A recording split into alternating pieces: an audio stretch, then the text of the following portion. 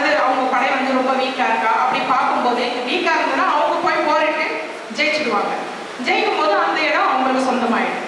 அப்போ அந்த இடத்துல வரி கட்டுறது, அதுக்கப்புறம் அவங்க வந்து அவங்களுடைய ஆட்சிக்குள்ளே வந்ததுனால அங்கே இருக்கிற மக்களை வந்து அவங்க போர் வீரர்களை வந்து வேற இன்னொரு இடத்துக்கு போய் போர் செய்யும் போது அவங்கள கூட்டிகிட்டு போவாங்க. அப்போ இவங்கெல்லாம் அவங்களோட கண்ட்ரோலில் வராங்க.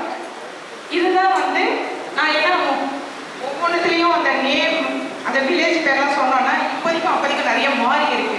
இப்போ ராஜஸ்தான், புனே, டெல்லி அப்படியே தான் இருக்கு. பட் இந்த ஊர்கள்லேருந்து ராஜாக்கள் வர்றது போகிறது, அந்த முகலாய மன்னர்கள் வர்றது, இதெல்லாம் பார்த்தீங்கன்னா ரொம்ப அதாவது மாற்றங்கள் இருக்கு. இப்போ வந்து நேம் போகுது. இப்போ வந்து ராஜா அந்த அம்மா அகல்யாபாய் வந்து ஃபஸ்ட்டு ராஜா வந்து ஒரு கோவில் அண்டை பார்க்குறாரு. கோவிலில் பார்க்கும்போது சின்ன பொண்ணு பூஜை பண்ணிக்கிட்டு இருக்காங்க. அந்த அம்மாவே போயிட்டு அந்த காலத்துலலாம் நம்மளாம் இப்போ தொடக்கூடாதுன்னு சொல்லுவோம் இல்லையா, சாமியை அந்த மாதிரி கிடையாது. அவங்க சாமியெல்லாம் தொடலாம். அப்படியே அந்த அம்மா சாமியை தொட்டு பூஜை பண்ணும்போது ராஜா வர்றாரு. ராஜா வந்து பார்த்தோன்னே இவ்வளோ சின்ன பொண்ணு வந்து இவ்வளோ அழகாக பூஜை பண்ணுதுன்னு நீ யாரும்மான்னு கேட்குறாரு. அப்போ இந்த அம்மா வந்து பதில் சொல்லிட்டு திருப்பி எந்த அம்மா கேள்வி கேட்குறாங்க. இவர் நல்லா ராஜ உடையில இருந்தாலும் நீங்க யாருன்னு அவர் வந்து தன்னை அறிமுகப்படுத்திக்கிறாரு. அதுக்கப்புறம் அவர் கேட்குறாரு ஒரு கேள்வி. அதாவது அவர் என்ன கேள்வி கேட்குறாருன்னா, சிவனுக்கு வந்து நீர் ஊற்றி பூஜை செய்யே எதுக்காக அப்படின்னு கேட்குறாரு. அப்போ அந்த குழந்தை சொல்றாங்க, அகல்யா சொல்றாங்க, கடவுளை சாந்தப்படுத்த தண்ணீர் போடுறது வந்து சாந்தப்படுத்துறதுக்கு. சரி, பூஜைக்கு நீங்கள் பூவெல்லாம் போடுறீங்களே அது எதுக்குன்னு கேட்குறாரு. பூஜை போடுறது கடவுள் இந்த உலகத்தை படைத்து நம்மளையும் படைத்து மகிழ்ச்சியோடு வைத்து இருக்கிறதுக்கு நன்றி செலுத்த அப்படின்றாங்க. ஸோ அப்போ அவங்க 8 வயசுல நம்மளாம் என்ன கேட்டால் என்ன சொல்லுவோம், ஏமா காரியம்னு ஒன்று பண்ணுறாங்க, கல்யாணம்னு ஒன்று பண்ணுறாங்க, எதுக்குன்னா அது எதுக்கோ ஒரு சாங்கியம் பண்ணுறாங்க அவ்வளோதான் அப்படின்னு சொல்லிட்டு போகிறவங்க தான் நம்ம நிறைய பேரை பார்த்துருக்கோம். அதுக்கு விளக்கம் கொடுக்குறவங்க கம்மி. அதுவும் ஒரு 20-25 வயசுலேயே விளக்கம் கொடுக்கணும்னா கஷ்டப்படுவாங்க. ஆனால் அந்த அம்மா சின்ன வயசுலேயே அவ்வளோ அழகாக விளக்கம் கொடுக்குறாங்க. அப்போ அவர் சொல்கிறாரு, இவ்வளோ அழகாக விளக்கம் கொடுக்குது இந்த பெண்மணின்னு சொல்லிட்டு அவர் என்ன செய்யறாரு, பூனேக்கு போயிட்டு இருக்கிறாரு. மகாராஜா வந்து பூனேக்கு போயிட்டு இருக்கிறாரு. போகிற வழியில தான் இந்த சிஞ்சே சவுண்டின்னு சொல்லுவாங்க அந்த கிராமம். அந்த கிராமத்துக்கு வந்து அவர் அந்த இடத்துல தங்குறாரு, நைட் தங்கணும்னுட்டு. அப்புறம் இந்த அம்மா பார்த்துட்டு மறுநாள் அங்கே தங்கியிருக்கும் போது சில சின்ன சின்ன இன்சிடென்ட்ஸ் எல்லாம் நடக்குது. அதெல்லாம் பார்க்கும்போது ரேணுன்ற ஒரு பொண்ணுக்கு வந்து மொட்டை அடிக்கிறாங்க. அப்போ இந்த அம்மாவுடைய அகல்யா தேவியோடைய ஃப்ரெண்டு போய் அழுகுறாங்க, ஏன் மொட்டை அடிக்கிறீங்கன்றாங்க. இல்லை அவங்க கணவர் இறந்துட்டாரு, அதனால அந்த அம்மாவுக்கு மொட்டை அடிச்சிடணும், வீட்டுக்குள்ளேயே தான் இருக்கணும், வெளியே வரக்கூடாதுன்றாங்க. இந்த பொண்ணு வந்து சண்டை போடுது, ஊர்லேயே வரக்கூடாதுன்னு சொல்லக்கூடாது, எப்படி நீங்கள் அவங்க வெளியே வரக்கூடாதுன்னு சொல்லலாம், பெண்ணை வந்து இந்த மாதிரிலாம் பண்ணக்கூடாது, சின்ன பொண்ணு அவளுக்கு என்ன தெரியும் அப்படின்னு ரொம்ப வாதாடும் போது ராஜா எல்லாத்தையுமே பார்க்குறாரு. அப்போ அவரோட மனசில் தோணுது, இவ்வளோ சின்ன வயசுலேயே இந்த பொண்ணு வந்து ஒவ்வொரு விஷயம், கோவில் விஷயமா இருக்கலாம், வேற எந்த ஒரு விஷயமானாலும் இந்த பொண்ணு வந்து ஒவ்வொன்றுக்கும் வந்து ஆர்கியூ பண்ணுது, கேள்வி கேட்குது, அந்த சில விஷயங்களுக்கு வந்து எதிர்த்து நிற்குது. அப்படின்றப்போ இந்த பொண்ணு வந்து ரொம்ப திறமையான பெண்ணாக இருக்கா. அப்போ இவன் வந்து நம்ம மகனுக்கு திருமணம் செய்கிற வயசு தானே, அவருக்கு 14-15 இருக்கும், நாம் மகனுக்கு திருமணம் செஞ்சு வைக்கலாம் அப்படின்னு முடிவு செய்தார். முடிவு செஞ்சுட்டு உடனே ராஜா அந்த அவரோட வீட்டுக்கு போயிட்டு அவங்க அம்மா அப்பா கிட்டே கேட்குறாங்க. அவங்களும் ஃபஸ்ட்டு தயங்குறாங்க, என்னடா ராஜான்றாரு, நம்ம வந்து சாதாரண ஒரு வில்லேஜில் இருக்கிற ஒரு ஊர் தலைவர், நம்மளுக்கும் அவங்களுக்கும் இவ்வளோ தூரம் அப்படின்னு யோசிக்கும் போது ராஜா சொல்கிறாரு, உங்கள் பொண்ணு ரொம்ப திறமைசாலி, நல்ல ஒரு பொசிஷனுக்கு வரக்கூடிய பொண்ணு, அதனால என்னோட மகனுக்கு நான் திருமணம் செய்யணுன்ற ஒன்று ஒத்துக்கிறாங்க. திருமண ஏற்பாடுகள் நடக்குது. முதல்ல மகாராணிக்கு வந்து அந்த அளவுக்கு விருப்பம் இல்லை. ஏன்னா ராஜாவுக்கு வந்து 4 ஒய்ஃப். முதல் ஒய்ஃப் வந்து கௌதமபாய், அந்த மாதிரி நியாயம் தர்மம் எல்லாத்துலேயுமே ரொம்ப சிறந்த ஒரு ராணி, பட்டத்து ராணி. 2வது ஒய்ஃப் வந்து துவாரகா அப்படின்ட்டு, அந்த அம்மா வந்து ஒரு நாட்டு இளவரசி, அந்த அம்மா திருமணம் பண்ணிட்டு வர்றாரு. பானாபாயின்னுட்டு இன்னொரு இளவரசி, அவங்களையும் 3வது மனைவியாக இருக்காரு. துக்காபாயின்னு சொல்லிட்டு 4வது ஒரு ஒய்ஃப், அவங்க ரொம்ப சின்ன வயசு. இப்போ 4 ஒய்ஃப் இவருக்கு. அதில் 2வது ஒய்ஃபுக்கு வந்து ஒரு பொண்ணு, அந்த பொண்ணு கல்யாணம் பண்ணி வைக்கிறாங்க. அவங்களும் சில விஷயங்களில் வில்லங்கம் பண்ணுறாங்க, ராஜாவுக்கு தொந்தரவு கொடுப்பாங்க, அந்த அகல்யாபாய்க்கு தொந்தரவு கொடுப்பாங்க. தொந்தரவு கொடுப்பாங்க. அந்த ஸ்டோரி கேட்கும்போது நீங்கள் படிக்கும்போது கண்டிப்பாக பல விஷயங்கள் அதில் வந்து அடங்கியிருக்கும். ஏன்னா நமக்கு ஒரு அரை மணி நேரம் 3/4 மணி நேரம் தான் டைம் கொடுத்துருக்காங்க. நான் ஒரு சாப்டர் எடுத்தாலே 1/2 hour பேசுவேன். அப்புறம் இதில் நிறைய கேரக்டர்ஸ் வருது, அப்புறம் ஒரு நாள் தேவைப்படும். அதனால் நான் ஷார்ட்டாக சொல்கிறேன். ஹிஸ்ட்ரியை ஃபஸ்ட்டு ஃபேமிலியை சொல்லிடுறேன், அதுக்கப்புறம் அந்த அம்மாவுடைய ஆட்சி நிர்வாகத்தை சொல்கிறேன், அதுக்கப்புறம் வந்து கோவில்களுக்கு அந்த அம்மா செஞ்ச விஷயங்கள் என்னென்ன செஞ்சுருக்காங்கன்னு. அந்த மாதிரி வரும்போது உங்களுக்கு ஸ்டோரி வந்து மனசில் நிற்கும். படிக்கும் போது கண்டிப்பாக உங்களுக்கு இது ஈஸியாக இருக்கும் அப்படின்னு நினைக்கிறேன். அம்மா வந்து இந்த அகல்யாதேவி வந்து திருமணமாகி வந்த உடனே சின்ன வயசு நிறைய கஷ்டங்கள் பார்க்குறாங்க. ஏன்னா அவங்களுக்கு வந்து பேசிக்காக அவங்களுக்கு வந்து ஒரு பத்தினி பெண் எப்படி வாழணும் அப்படின்றத அவங்க அம்மா கற்றுக் கொடுக்குறாங்க. எழுதி படிக்கிறதுக்கு அந்த நம்மளுடைய ஸ்லோகங்கள் முக்கியமானது, கோவிலுக்கு போகிறது, அது இந்த சின்ன சின்ன விஷயங்கள் எல்லாம் அவங்க அப்பா கற்றுக் கொடுக்குறாரு. அரண்மனைக்கு வந்த பிறகு 8 வயசு, அதனால் அந்த சமையலில் இருந்து அவங்களுடைய கலாச்சாரம், ஏன்னா அவங்க இருக்கிறது வந்து ஒரு சாதாரண குடிசை வீடு மாதிரி ஒரு வீடுன்னா இங்கே வந்து அரண்மனை, அதுக்கும் இதுக்கும் நிறைய வித்தியாசங்கள் இருக்குது. ஸோ ஒவ்வொரு விஷயத்தையும் கௌதமபாய், அதாவது மாமியார், ஒவ்வொரு விஷயத்தையும் கற்றுக் கொடுக்குறாங்க. அதை விட தன்னுடைய அப்பா விட அதிகமான அன்பு செலுத்துறாரு மல்கர் ராவ்.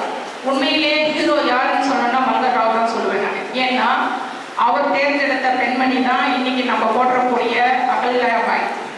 அவர் அன்னைக்கு செலக்ட் பண்ணலைன்னா இவங்க யாரு என்னென்னு தெரிஞ்சிருக்காது, இவங்களுடைய திறமைகள் வெளியே வந்திருக்காது, இவங்களை பற்றி நம்ம இன்னைக்கு பேசிக்கிட்டும் இருந்திருக்க மாட்டோம்.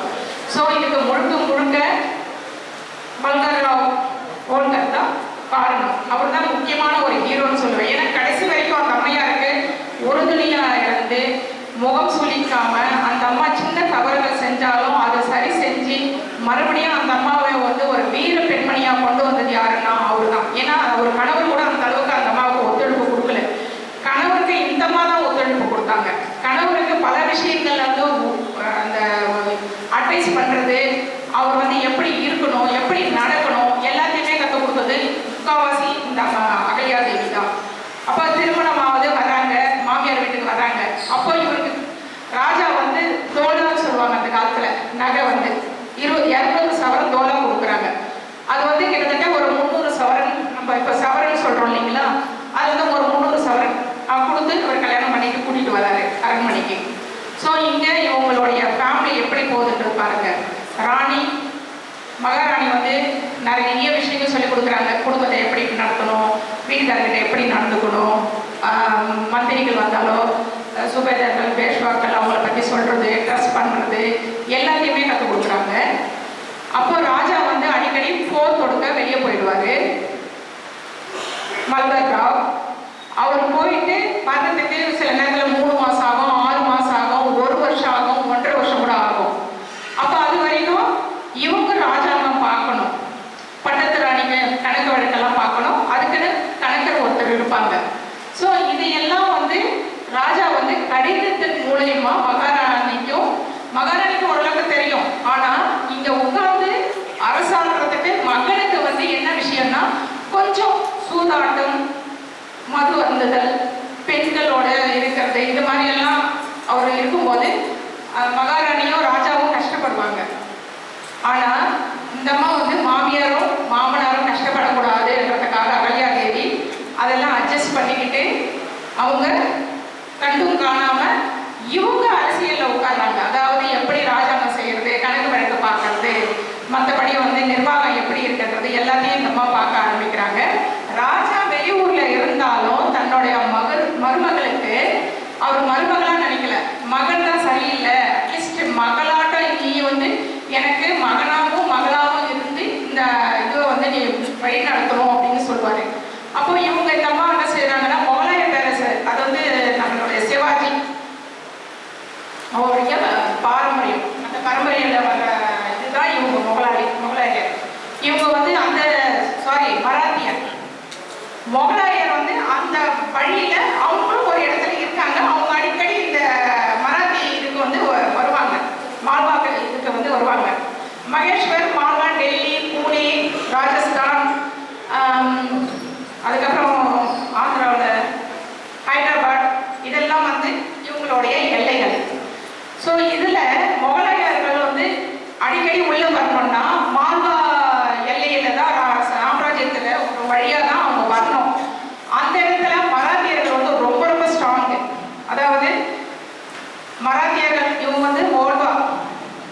வந்து ஒரு பகுதி, அதாவது வம்சத்தினர். அதுக்கப்புறம் சிந்தியா மக்கள் சொல்லுவாங்க, அவங்க ஒரு வம்சத்தினர். பவர்னு ஒரு வம்சத்தினர். இந்த 3 வம்சத்தினர்கிட்ட தான் இவங்களுடைய பொறுப்பெல்லாம் கொடுத்துருக்காங்க. பேஷ்வாக்கள், பேஷ்வாக்கள்ன்றது வந்து குறுநில மன்னர்களோட மேலே இருக்கிறவங்க, அவங்க கொடுத்துருப்பாங்க. அந்த பேஷ்வாக்கள் வந்து என்ன செய்வாங்கன்னா, பஜேராவ்ன்றவர் தான் அரசர். அவர் கீழே வந்து இவர் தளபதினு சொல்லுவாங்க, சில நேரத்தில் குறும் நில மன்னர்னு சொல்றாங்க, சுபேதார்னு சொல்றாங்க. அதுக்கப்புறம் இவருக்கு பல பதவிகள் கூட வருது. சுபேதார் பதவியும் கிடைக்குது, அதாவது ராஜாவுக்கு, மல்வர் ராவுக்கு. அதுக்கப்புறம் பேஷ்வா பதவியும் கிடைக்குது. அது வந்து நம்மளுடைய மருமகள் வந்ததுனால தான் அப்படின்றதுனால அவர் வந்து ரொம்ப சந்தோஷப்படுறாரு. மருமகள் ஒவ்வொரு விஷயத்திலையும் ரொம்ப கேள்வி கேட்கறது, சூட்சுமமாக பதில் சொல்றது, அதுக்கப்புறம் தெரிஞ்சுக்கிறது, கேட்டு கேட்டு தெரிஞ்சுக்கிறது. இதுலலாம் வந்து ராஜா வந்து அங்கிருந்தே லெட்டர் போடுவார். அதாவது இங்கே என்ன நடக்குது, இங்கே எப்படி சூழ்ச்சி செய்கிறாங்க, நாங்கள் இந்த இடத்த எப்படி கைப்பற்றினோம், இந்த இடத்த என்னென்ன விஷயங்கள் தெரிஞ்சுக்கணும், அப்படியெல்லாம் வந்து ராஜா வந்து இந்த அம்மாவுக்கு கடிதத்தின் மூலயமா தெரியப்படுத்திக்கிட்டே இருப்பார். இந்த அம்மாவுக்கு கல்யாண வயசில் வந்து இந்த அம்மாவுக்கு ஒரு 20 வயசில் 2 பிள்ளைங்க பிறக்கிறாங்க, ஒரு பொண்ணு ஒரு பையன். பையன் பேர் மலேராவ், பொண்ணு பேர் முக்தாபாய். பொண்ணு வந்து அப்படியே அவங்க அம்மா மாதிரி நேர்மை, ஒழுக்கம், அந்த இது எல்லாமே, தைரியம் எல்லாமே இருக்கும். மலேராவ் வந்து அப்படியே அப்பா மாதிரியே, யாரு ராஜாவுடைய பையன் இருக்காங்க இல்லைங்களா, கண்டோபா, அவரு மாதிரியே இருப்பார் பையனும் மலேராவ். அவங்கள அப்பாவும் பையனும் எப்படி வருவாங்கன்னா, அப்படியே ராஜாவுடைய ஒருத்தருக்கும் அந்த இது வரல. அதாவது அவரோட வீரமும் ஒழுக்கமும் நேர்மையும் எதுவுமே இவங்களுக்கு பசங்களுக்கு ஃபுல்லாக வரல. சும்மா மரியாதை கொடுப்பாரு. கண்டேராவ் வந்து அகல்யாவுடைய வீட்டுக்காரர் வந்து மரியாதை கொடுப்பாரு. ஆனால் சில இடங்கள்ல ஃப்ரெண்ட்ஸு, அதுக்கப்புறம் அந்த புறத்தில் மகாராணிங்க, அந்த வேற ஆளுங்க அவங்களோட எல்லாம் இருக்கும்போது அந்த நிர்வாகத்தை வந்து சரியாக கவனிச்சுக்க மாட்டார். அப்போ இந்த நிர்வாகத்தை கவனிச்சுக்கிறது யாருன்னா இந்த அம்மா தான் கவனிச்சுக்கிட்டு இருப்பாங்க. இவங்களுக்கு இந்த 2 பிள்ளைங்க பிறக்கிறாங்க. ராஜாவோட இவர் வந்து அரசியலில் ராஜா அடிக்கடி போர் வித்தைகள் அதெல்லாம் கற்றுக்கிற மாட்டேன்றான். சரியா போட்டு அட்லீஸ்ட் நம்ம கூட்டிகிட்டு போனோம்னா போர்லையாவது அவன் சில விஷயங்கள் தெரிஞ்சுப்பாங்க அப்படின்னு சொல்லிட்டு ராஜா வந்து தன்னோட பையன் கண்டோபாவை வந்து கூட்டிகிட்டு போகிறாரு எங்கேக்கு, அந்த போர்க்களத்துக்கு. போகும்போது சில இடங்கள்லாம் போகிறாங்க. அவரும் கொஞ்சம் போர் புரியுறாரு, அப்பா கூட இருக்கிறாரு, எல்லாம் தெரியுது. ஒரு நேரத்தில் என்ன செய்கிறாருன்னா, ஒரு போருக்கு போகும்போது அங்கே வந்து முகலாய மன்னர் வந்து என்ன செய்கிறாருன்னா போர் தொடுக்கிறாரு. போர் தொடுக்கும் போது அதில் இருக்கிற ஒரு படை தளபதி என்ன செய்கிறாருன்னா, அந்த குண்டுகள் எல்லாம் வந்து அவங்க வந்து போடுவாங்க. குண்டு எறிதல், அப்புறம் வந்து வெடிகுண்டு போடுறது, அதுக்கப்புறம் அதாவது அந்த என்ன சொல்லுவாங்க, அதாவது கொரில்லா மாதிரி கொஞ்சம் சில நேரத்தில் திறந்த வெளியிலேயே மலைக்கு மரமாக நின்று சண்டை போடுவாங்க. வில்லி எறிகிறது, அம்பு எறிகிறது, அந்த மாதிரி கொள்வாங்க. அது மராத்தியர்களுக்கு நல்லா கை வந்த கலை. அதே நேரத்தில் அவங்க என்ன செய்வாங்கன்னா, இந்த அவங்க வந்து அந்த பீரங்கி வந்து அடிக்கிறாங்க. அடிக்கும் போது அப்பாவும் அந்த பக்கம் இருக்கிறாரு, பையனும் இருக்கிறாங்க, போர் நடந்துக்கிட்டே இருக்கு. அந்த பீரங்கி வந்து அவரோட மார்பில் பட்டு அந்த இடத்துலயே இறந்துறாரு. யாரு? ராஜாவுடைய மகன் அகல்யாபாயுடைய கணவர் கண்டேராவ். அப்போ என்ன ஆயிடுது, அப்போ அந்த அம்மாவுக்கு வயசு 29. சின்ன வயசுலயே கணவர் இறந்துட்டாரு. அந்த காலத்துல கணவர் இறந்துட்டா உடன்கட்டை ஏறுவாங்க. உடன்கட்டை எதுக்காக வந்ததுன்னா, இந்த முகலாய மன்னர்கள் வந்து ஆட்சி செய்யறதுன்னு சொல்லிட்டு வந்து அரசனையில ஏறுறாங்க இல்லையா, அப்ப அங்க இருக்கிற பெண்கள் எல்லாம் மானபங்கப்படுத்தி நாசம் பண்ணிட்டு இருக்காங்கன்றதுனால இவனுக்கு கிட்ட மாட்டிக்கிட்டு சீரழியதை விட கணவரோட உடன்கட்டை ஏறது மேல்னு சொல்லிட்டு அந்த காலத்துல பெண்கள் உடன்கட்டை ஏறிடுவாங்க. அது வந்து கம்பல்சரி ஒன்றும் கிடையாது. சிலர் நான் வாழலாம் இருக்கிறேன்னா இருக்கலாம், விடவுகளும் இருந்திருக்காங்க. அதனால அது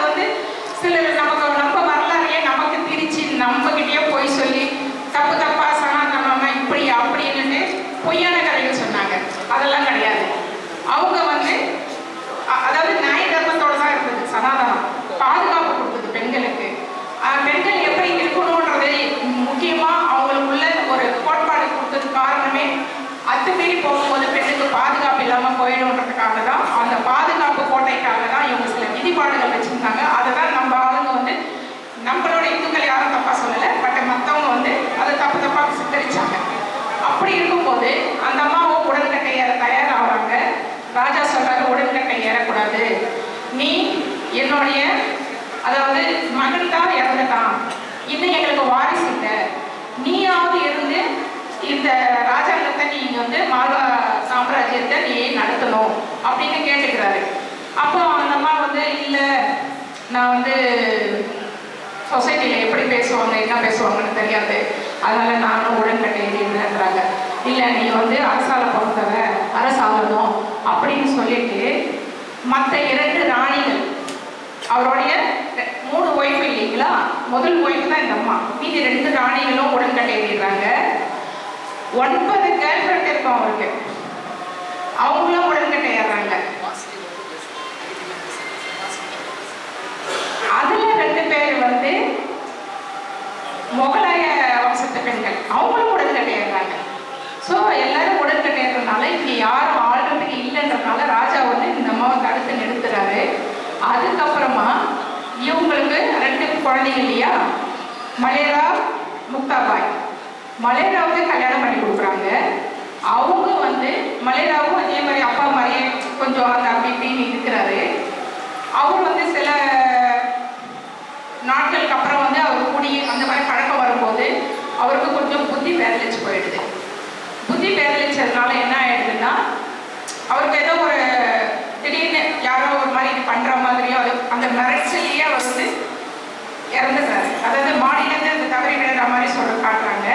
பட் அது 2வது ராஜாவுடைய 2வது ஒய்ஃப் இருக்காங்க இல்லையா, ஒய்ஃபுக்கு ஒரே ஒரு பொண்ணு சீதா, புனர்ஜின்னு மருமகன். அவங்க சூட்சுமையும் அதில் இருக்குன்னு சொல்லுவாங்க. அது வந்து ஹிந்தியில் இருக்கிற புக்கில் இருக்குது, தமிழில் இருக்கிற அந்த புக்கில் இல்லை. ஸோ நீங்கள் எல்லா புக்கும் படித்து பார்த்தீங்கன்னா ஓரளவுக்கு புரியும்னு நினைக்கிறேன். அப்போ அவர் வந்து பையன் எப்படி இருக்கிறான்,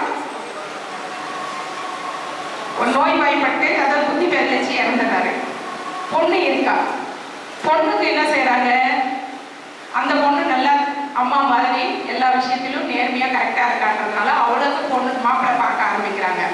அந்த நேரத்தில் அந்த பகுதியில் இருக்கிற ஒரு தென்மேற்கு பகுதியில், தெற்கு பகுதி அந்த மால்வா இதோட அங்கே வந்து பிலால் அப்படின்ட்டு ஒரு கொல்ல கும்பல், அவங்க வந்து நம்மளை இதில் போகிறாங்க இல்லையா புனித யாத்திரைக்கு நம்ம மக்கள், அவங்ககிட்ட இருந்து பணத்தை கொடுக்கறது, அதுக்கப்புறம் பிஸ்னஸ் பண்ணுறவங்க போவாங்க வருவாங்க, அவங்கக்கிட்ட விவசாயிகிட்ட இவங்ககிட்ட எல்லாம் பணத்தை பிடிக்கிட்டு இருப்பாங்க.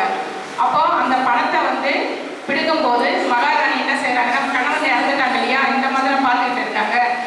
அப்போ மகாராணி என்ன செய்கிறாங்கன்னா, யார் ஒருத்தர் வந்து இந்த பிலால் வம்சத்தினரை கலக கூட்டத்தை பிடிச்சு தர்றீங்களோ பனிஷ் பண்ணுறீங்களோ அவங்களுக்கு என்னுடைய மகளை தரேன்னு சொல்கிறாங்க. அப்போ அங்கே ஜாதி மதம் இருக்கா, குலம் கோத்திரம் இருக்கா, எதுவுமே பார்க்கல. இதில் வர ஒவ்வொரு பாயிண்ட்டையும் நீங்கள் கவனிக்கணும். சின்ன வயசுல அவங்க வந்து உடன்கட்டை ஏறுறதுக்கு அந்த மாதிரி தயாராகிறாங்களே தவிர, ஆனால் அடுத்தவங்களை உடன்கட்டை ஏறணும்னு நினைக்கல. அது கூடவும் கூடாதுன்னு சொல்லுவாங்க. ரீசன் இன்னொன்னும் சொல்லுவாங்க அந்த அம்மா, அதாவது ஒரு ஆட்சி புரியும் போது சொல்லுவாங்க, நம்மளுடைய மகாபாரதத்திலையும் ராமாயணத்திலையும் நம்ம புத்தி தேடி உடன்கட்டை ஏறினாங்களா, தசரத மகாராஜாவுடைய மனைவிகளுக்கு உடன்கட்டை ஏறினாங்களா, கிடையாது இல்லையா.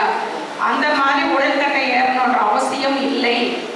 விருப்பப்பட்ட போகிறேன், எனக்கு வாழ பிடிக்கலாம் விட்டுடுவாங்க. ஏன்னா தன்னோட மகளே அது மாதிரி சொல்லுவாங்க. என்னுடைய இந்த அம்மாவுடைய மகன் இருக்காங்க இல்லைங்களா, மகன் இறந்துடுறாரு, அந்த மனைவிகள் உடன்கட்டை ஏறாங்க. அப்போ மகள் இருக்காங்க, மகளுக்கு திருமணம் செய்ய போறாங்க. அந்த பிலால் இவங்க கொலைக்காரர்கள் வந்து பிடிக்கிறது ரொம்ப கஷ்டம். ஏன்னா அவங்க ஈட்டி எறிகிறது, தூரத்துல இருந்து அட்டாக் பண்ணுவாங்க. அதனால அவங்க ரொம்ப கஷ்டப்படும் போது யஷ்வந்த் என்ற ஒரு இளைஞன், 18 வயசு இளைஞன் வந்து, நான் வந்து அவங்கள அடக்கிறேன், கலகக்காரர்களை அடக்கிறேன், எனக்கு வில்வத்தை தெரியும், அம்பு விடுறது தெரியும், எல்லாமே தெரியும் சொல்லும்போது அந்த அம்மா சரின்னு சொல்றாங்க. அதே மாதிரி அவங்கள வந்து மடக்கி எடுத்துட்டு வந்து போட்டுடுறாங்க.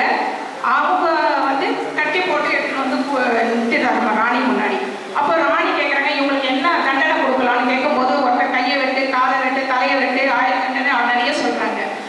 ஆனால் மகாராணி என்ன சொல்றாங்கன்னா, பனிஷ் பண்றதுனால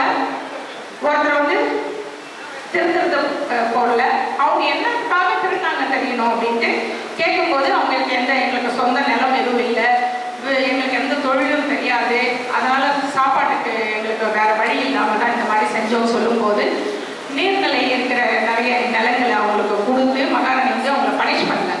நீர்நிலைகள் நிறைய கொடுத்து நீங்கள் யார்கிட்டலாம் நீங்கள் வந்து பணத்தை பறிச்சிங்களோ, அதாவது வழிபோக்கர்கள், அந்த யாத்திரை போகிறவங்க, விவசாயிங்க, அவங்களுக்கெல்லாம் நீங்கள் உதவி செய்யணும். அவங்களுக்கு ஒரு பட்டத்தையும் கொடுக்குறாங்க அந்த அம்மா. அந்த இவங்களுக்கு அந்த குடும்ப வம்சம் மாதிரி ஒரு பட்டத்தையும் கொடுத்து நீங்கள்லாம் வந்து இவங்களுக்கு உதவிகள் செய்யணும், உங்களுக்கு நிலப்புலங்கள் தானே, அதில் விவசாயம் செய்யுங்க, அதில் இருந்து நீங்கள் வாழணுன்றப்போ அந்த அம்மாவுடைய பெருந்தன்மை அதில் தெரியுது. அதாவது எப்படி வாழணும், எப்படி இருக்கணுன்றது. ஸோ இந்த மாதிரி அவங்க பையனுக்கு கல்யாணம் பண்ணி வைக்கிறாங்க. பொண்ணு கல்யாணம் பண்ணிட்டு புருஷனோடு வாழும்பொழுது முதல்ல யார் இறந்தது? கணவர். கணவர் இறந்த பிறகு மாமியார் இறந்துருவாங்க. மாமியார் எப்படி இறப்பாங்கன்னா, ராஜா போர் கொடுக்கும் போது அங்கே வந்து சில விஷயங்கள் வந்து ராஜா நெகட்டிவா செஞ்சுதான் மற்ற முன்னிலை மன்னர்களெல்லாம் அவர் மேல பழிய போடுவாங்க. அப்படி பழி போடும்போது அவர் சொல்வாரு, இல்லை நான் எந்த தவறும் செய்யலன்றப்போ அகல்யா பாய் சொல்லுவாங்க, நீங்க இவங்க கிட்ட போயிட்டு பேஷ்வா கிட்ட போய் பேசுங்க, நீங்க பேசினாதான் உண்மை தெரியும்ன்றப்போ இவங்க எல்லாம் பேஷ்வா கிட்ட போய் பேசுவாங்க. யாரு? மல்கர் ராவ். பேசும்போது அவங்க என்ன சொல்லுவாங்கன்னா, நான் எந்த தவறும் செய்யல அப்படின்னு சொல்லிட்டு இவரோட கணக்கு புத்தகங்கள் எல்லாம் கொண்டு போயிட்டு வரவு செலவு எல்லாத்தையும் கொடுப்பாரு. அதுக்கு காரணம் என்னன்னா, தான் புள்ளிய கொன்றான் இல்லையா, அவனை கொல்லணும்னு போகும்போது ராஜா அவன் வந்து மன்னிப்பு கேட்கிறான். கேட்டுட்டு என்னை கருணை காட்டி என்னை விட்டுடுங்கன்றான். விட்டுடுறதுனால எல்லாம் என்ன நினைக்கிறோம், பிள்ளையே கொன்றவனை வந்து விட்டுட்டானே கருணை காமிச்சு, அவங்ககிட்ட ஏதோ பணத்தை லஞ்சம் கைவிட்டு வாங்கிட்டான் போது, அதனால இவன் வந்து நல்லவன் கிடையாது அப்படின்னு மகாராஜாவை மற்ற பேஷ்வாக்கள் தவறாக நினைக்கிறதுனால அகல்யா பாய் கஷ்டப்பட்டு தன்னோட மாமனாருக்கு கெட்ட பேர் வரக்கூடாதுன்னு அவங்க வந்து பேசுறாங்க. மாமியார் வந்து உடல்நிலை சரியில்லாமல் போயிடுறாங்க, அவங்களுக்கு ஆஸ்மா ப்ராப்ளம்.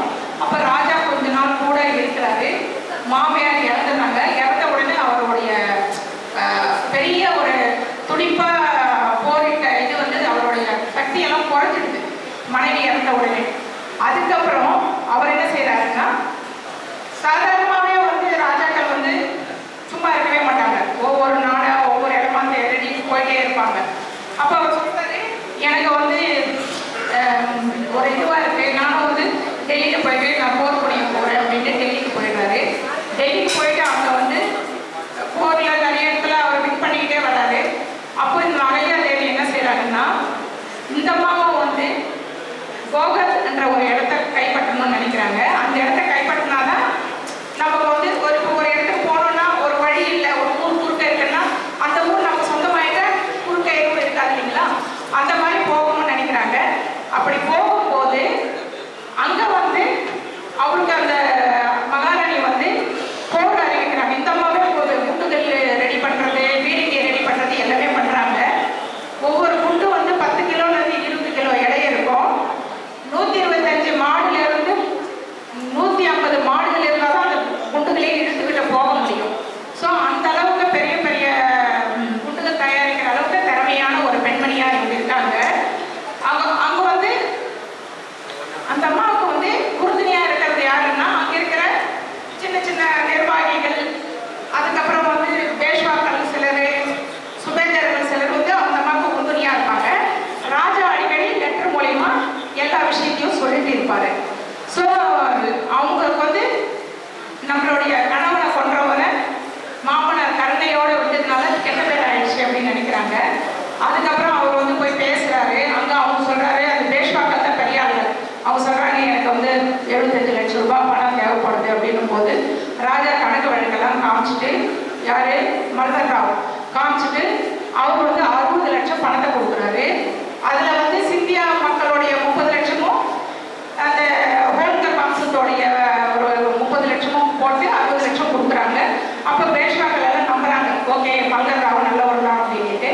போர்கள் இந்த மாதிரி தொடர்ந்து தேவி வந்து தொடர்ந்து இது பண்றாங்க. அப்போ பையனுக்கும் கல்யாணம், அந்த பொண்ணுக்கும் கல்யாணம் பண்ணிடுறாங்க. பொண்ணுக்கும் ஒரு பையன் பிறக்கிறான். அந்த ஒரு பையன் தான் இப்போதைக்கு வாரிசு, மற்றபடி அவங்களுக்கு வாரிசுன்னு யாருமே இல்லை. இந்த ஒரு காலகட்டத்தில்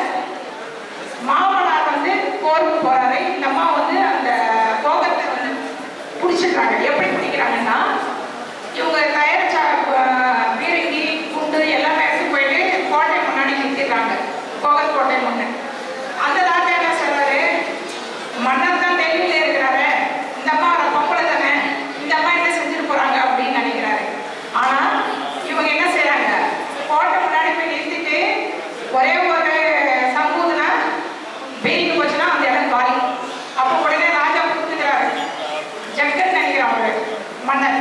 உடனே என்ன செய்யறாரு, ஐயோ நம்ம வந்து இதை தடுக்கணும், நம்ம தோற்றுருவோம் தெரிஞ்சு போச்சு அப்படின்னு சொல்லிட்டு அவர் சமாதான கொடிகள்ல கூடிய கோட்டையில பறக்க விட்டுறாரு. அந்த அம்மாவுக்கு ரத்தம் இல்லை, யாருக்கும் அடிப்படலை, போர் வீரர்கள் போர் செய்யல, ஈஸியா வெற்றி கொள்றாங்க. ஸோ அதுக்கப்புறம் ராஜா பாராட்டுறாரு, அந்த அம்மாவுக்கு மாலை போடுறாரு, அந்த முத்து மாலை அணிவிக்கிறாரு. அதுக்கப்புறம் என்ன நடந்தது, அவருக்கு 1 வருஷம் கழிச்சு வர்றாருன்னா மகாராஜா இந்த அம்மா வந்து ஐயா பயப்படுறாங்க, ஐயோ நம்ம நிர்வாகம் எப்படி இருக்குன்னு நினைக்கிறாரோ மாமனாரு அப்படின்ட்டு. ஆனா அவர் வர்றாரு, நீ இருமா நான் போய் ஆஃபீஸை பார்த்துட்டு வரேன்னு போறாரு. நிர்வாகத்தெல்லாம் பார்த்துட்டு வந்து ரொம்ப ரொம்ப திறமையா, நம்மளை விட அதிகமா திறமையா நிர்வாகத்தை பண்ணியிருக்காங்க, எந்த பொய் கணக்கும் இல்லாம எந்த தவறும் நடக்காம பண்ணியிருக்காங்கன்னு அவர் பாராட்டி அந்த அம்மாவுக்கு முத்து மாலை அணிவிக்கிறாரு. அதுக்கப்புறமா இந்த அம்மா வந்து பானிபட் போர் நடக்குது. பானிபட் போர் நடக்கும்போது எல்லா விஷயத்திலும் போர்கள் நிறைய நடக்கும். அதே நேரத்தில் முகலாயர்கள் என்ன செய்வாங்கன்னா, நிறைய இடர்பாடுகள் கொடுப்பாங்க இந்துக்களுக்கு. கோவில்களை இடிக்கிறது, நம்ம கோவில்களை இடிக்கிறது, அவங்க மசூதியை கட்டுறது, அதெல்லாம் பண்ணுவாங்க. அப்படி நடக்கும்போது காசியில வந்து நம்மளுடைய சிவனுடைய கோவிலை இடிச்சுட்டு அவங்க மசூதி கட்டிடுறாங்க. கட்டும்போது இந்த அம்மா என்ன செய்யறாங்க, அதுக்கு பக்கத்துலயே மசூதி கட்டுறாங்க, நம்ம கோவிலை கட்டுறாங்க மசூதிக்கு பக்கத்துலயே. அப்போ அங்க இருக்கவங்க கேட்கறாங்க, ஏமா நீங்க வந்து அந்த மசூதி இடிச்சுட்டு கட்டிருக்கலாமே, நீங்க எதுக்கு மசூதிக்கு பக்கத்துலயே, அதாவது நம்ம நந்தி இருக்குதுன்னா நந்திக்கு நேரம் அவங்க மசூதி கட்டி வச்சிருக்கோம், நீங்க தள்ளி வந்து எதுக்கு கட்டுறீங்க, அது இடிச்சிருக்கலாம்ல அப்படின்வாங்க. அப்படி கிடையாது, நாம வந்து தேச ஒற்றுமைக்காக இருக்கிறோம், நம்மளால வந்து எந்த கலக்கமும் வரக்கூடாது. ஒரு போர் வந்தா நாம வந்து நம்மளை அடிக்கிறவனை தான் அடிக்கணுமே தவிர நாம போயிட்டு யாரையும் அடிக்கக்கூடாது. அதே நேரத்துல புறமுதுகிட்டு ஓடுறவங்களே அடிக்கக்கூடாது, ஆயுதம் இல்லாதவங்களை அடிக்கக்கூடாது. இந்த மாதிரி போர் தர்மங்கள் எல்லாம் நம்ம வந்து சொல்லுவாங்க. இப்படிதான் நம்ம அரசியல் பண்ணணும், இப்படிதான் ஆட்சி நடத்தணும். அப்ப அங்க இருக்கிற மக்களும் வந்து நிம்மதியா தான் இருந்தாங்க, யாரும் வந்து கஷ்டத்துல இல்லை. விவசாயிகளுக்கு பிரச்சனையா, வரி கட்ட முடியலையா, 2 வாட்டி உங்களுக்கு 2 வருஷத்துக்கு தள்ளி கொடுக்குறேன், கொஞ்சம் கொஞ்சமா கட்டிக்கோ அப்படின்வாங்க. அப்ப என்ன ஆயிடும், அந்த விவசாயிக்கு பிரச்சனை தீரும். அதே மாதிரி அவருக்கு என்னென்ன பிரச்சனைகளோ அதெல்லாம் முன்னே இருந்து தீர்த்து வைப்பாங்க.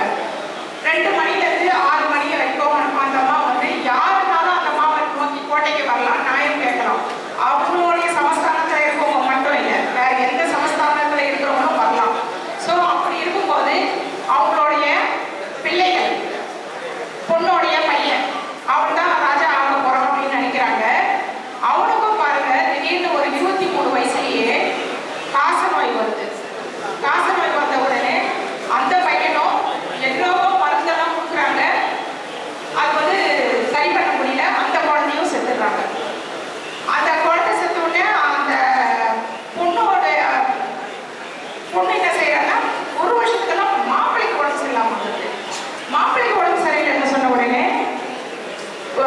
அந்த பொண்ணு வந்து அழுகுறா, அம்மா யஷ்வந்துக்கும், அதாவது ஒரு மாதிரி காதலா சொல்லுவோம் இல்லைங்களா, வாந்தி பேதின்னு சொல்லிட்டு, அது வந்து அதாவது பிள்ளை சேர்த்து 1 வருஷத்துல புருஷனும் சேர்த்துறாங்க. அப்ப இந்த மகள் என்ன செய்யறா, நானும் உடன்கட்டை ஏறினேன்னு உடன்கட்டை ஏறிடுறாங்க. அப்படி பார்க்கும்போது மகாராணிக்கு யார் யார் இருக்கிறது, ஃபர்ஸ்ட் கணவர், மாமனார், அதுக்கப்புறம் மாமியார், அப்புறம் மாமனார், அதுக்கப்புறம் பேரன், மருமகன், மகள், எல்லாரும் இறந்துட்டப்போ நம்ம எதுக்கு வாழறோன்ற ஒரு விரக்தி வருது அந்த அம்மாக்கு. ஆனா அதுக்குள்ளவே அவங்க செஞ்ச நிறைய விஷயங்கள் என்னன்னா, மகாராணி வந்து கோவில் புதுப்பிக்கிறது, அப்புறம் வந்து அந்த நம்ம ஏரி குளமெல்லாம் இருக்கு இல்லைங்களா, அந்த ஏரி குளங்கள் எல்லாம் என்ன செய்வோம், எல்லாரும் போகக்கூடாது, இந்த ஜாதி அதெல்லாம் பிரிச்சு இவங்க தான் போகணும் அவங்க தான் போகணும்னு அந்த மாதிரி இல்லாம அதுக்கு படிகள் கட்டி எல்லாரும் போகலாம் சமம்ன்ற மாதிரியும் கொண்டு வந்தாங்க. அன்னதானம், அதுக்கப்புறம் அவங்க கோட்டையில ஒரு நாளைக்கு குறைஞ்சது 300 பேர் உட்காந்து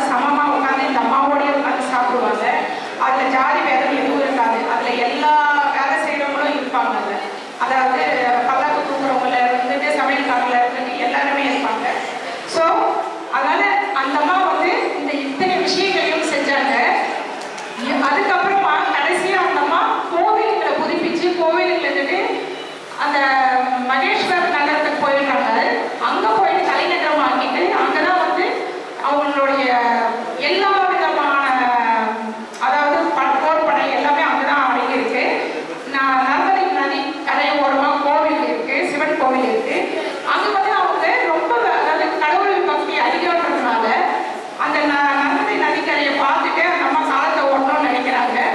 அந்த நேரத்துல அவங்களுடைய எல்லாரும் அவங்களோட கூட இருக்கும் யாருமே இருக்க மாட்டாங்க. நாத்தனாரும் கடைசி மாமியார் முக்தாபாயும் பூதாபாயும் 2 பேர் தான் இருப்பாங்க. அதுக்கப்புறம் நான் வந்து இனிமேல் கடவுள்கிட்ட போய் சேர்ந்துடுறேன் அப்படின்னு சொல்லும் போது அவங்க சொல்றாங்க, இல்லைம்மா இன்னும் நீங்க வந்து ஆளணும்னு சொன்ன பிறகும் அந்த அம்மா வந்து ஒரு 4 வருஷம் அரசாடுறாங்க. அதுக்கப்புறமா கோவில்ல இருக்கும்போது அவர் வந்து கடவுளை காசி விஸ்வநாதர் நினைச்சுக்கிட்டே இருக்கும்போது அவங்க கண்ணை மூடிடுறாங்க. ஏன்னா காசி விஸ்வநாதர் அது கடவுளோட பக்தின்றதுனால கடவுள் வந்து கண்ணு முன்னாடி அவரை மாமகள் என்று கூப்பிடுற மாதிரியும் அவங்க வந்து ஹரஹர சங்கரன்னு சொல்லிட்டு அப்படியே அவங்க வந்து இறக்கிறதே யாருக்கும் தெரியாது.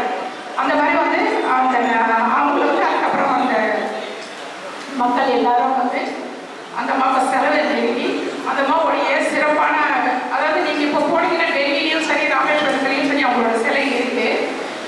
அது இதுல வந்து நிறைய கதைகள் இருக்கு. நான் தான் சொல்லுறேன், நிறைய விஷயங்கள் சொல்லணும்னு நினைச்சா நிறைய போயிட்டே இருக்கும். அதனால வந்து இன்னும் ஒரு 1.5 மணி நேரம் 2 மணி நேரம் ஏன்னா 184 பேஜ் அதையே நான் 20 பேஜா சொல்லி எடுத்துவாங்க. நான் இதை பார்த்துக்கிறேன்னா இன்னும் 1 hour போக நீங்க எந்திரிச்சு போயிட்டு நான் சேனல் பேசிக்கலாம் சொல்லிட்டு அதனால எனக்கும் புரிஞ்சுது, கஷ்டமா தான் இருந்தது. ஆனா நம்ம மோடிஜியை மனசுல நினைக்கணும். இவங்க எவ்வளவு கஷ்டத்தை படிச்சாங்க. இந்த புக்கு படிக்கும்போது நான் 2 வாட்டி எடுத்துட்டேன். ஏன்னா நம்ம அந்த இடத்துல நிறுத்தணும்னா நமக்கு அந்த கஷ்டங்கள் தெரியும்.